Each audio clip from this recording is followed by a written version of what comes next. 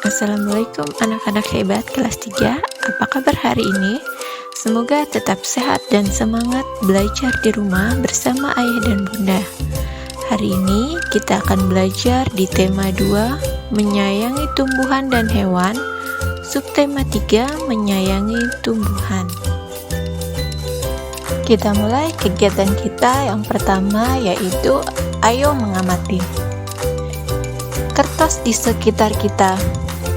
Banyak benda yang terbuat dari kertas, seperti buku tulis yang biasa digunakan. Contoh lain, tisu, kardus, dan koran juga terbuat dari kertas. Kayu adalah bahan dasar untuk membuat kertas. Pembuatan kertas dilakukan secara bertahap di pabrik.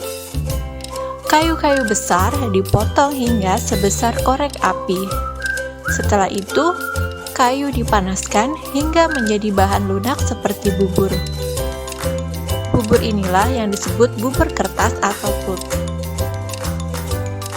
Proses selanjutnya, pulp diberi pewarna dan disaring hingga kandungan airnya habis.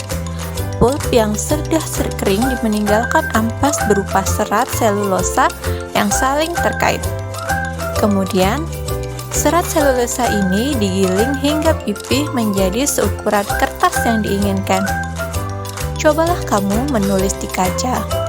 Apakah hasil tulisanmu di atas kaca seperti di kertas?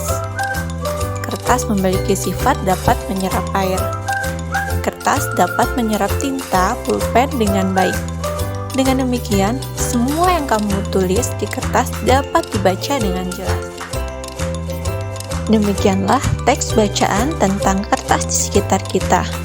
Sekarang, kamu perhatikan benda-benda di sekitar.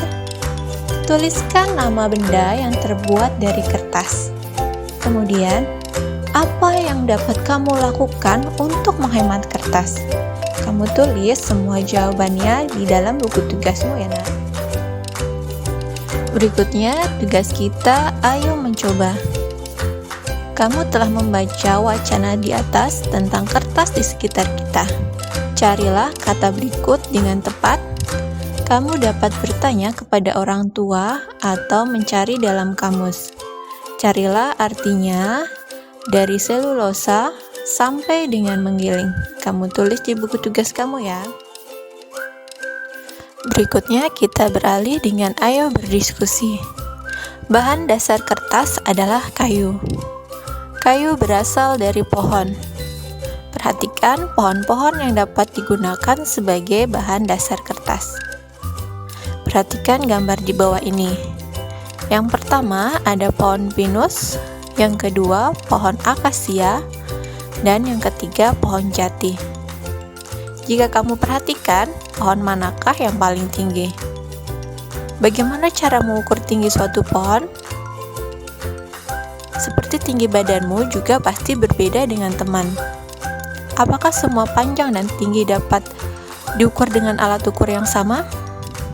Alat ukur panjang benda bermacam-macam.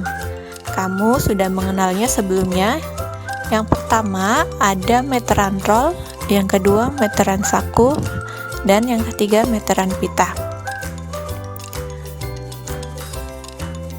Setelah mengetahui macam-macam alat ukur, untuk tugas berikutnya yaitu jawablah pertanyaan berikut.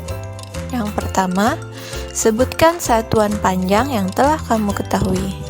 Yang kedua, tuliskan alat ukur yang tepat untuk mengukur benda-benda berikut. Perhatikan tabelnya, kamu salin di buku tugas kamu, kemudian kamu cari jenis alat ukur yang sesuai untuk bagian yang diukur. Demikianlah kegiatan kita hari ini. Jangan lupa ucapkan terima kasih kepada ayah dan bunda yang telah mendampingi kamu belajar di rumah. Sampai bertemu kembali di kegiatan pembelajaran selanjutnya.